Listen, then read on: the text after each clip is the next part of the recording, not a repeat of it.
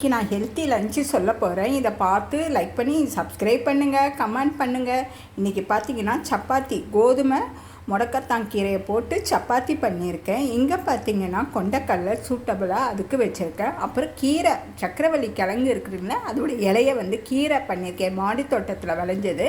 இங்கே இஞ்சி பெருங்காயம் போட்ட மோர் வச்சுருக்கேன். அங்கே கீரைகள் நம்ம கொடிப்பசலை கீரையும் பொன்னாங்கண்ணி கீரை இதெல்லாம் போட்டு ஒரு சூப்பு பண்ணியிருக்கேங்க. ஓமம் எல்லாம் போட்டு சூப்பு பண்ணியிருக்கேன், மிளகு எல்லாம்.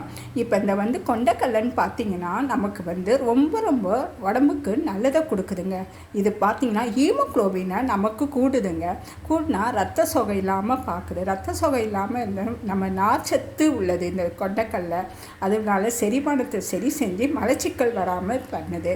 மார்பக புற்றுநோய் வராமல் பெண்களை தடுக்குது. இதை சொல்ல போனால் ஏகப்பட்டது இருக்குங்க. இந்த மாதிரி ஆரோக்கியமாக எடுத்துக்கணும். தேங்க்யூ.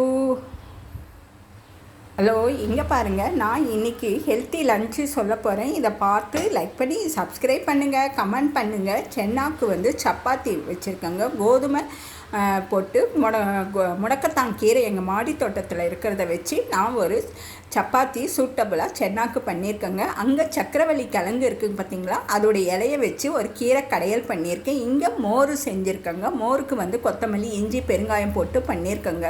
மோர் நம்ம உடம்புக்கு தயிர் கம்பேர் பண்ணுறப்போ மோர் ரொம்ப ஹெல்த்துங்க. அங்கே பார்த்திங்கன்னா இந்த கொடிப்பசலையும் பொன்னாங்கரி கீரை போட்டு நான் ஒரு சூப்பு ஒன்று பண்ணியிருக்கேன். இது ஓமம், இஞ்சி, மிளகுத்தூள் எல்லாம் போட்டு ஐயோ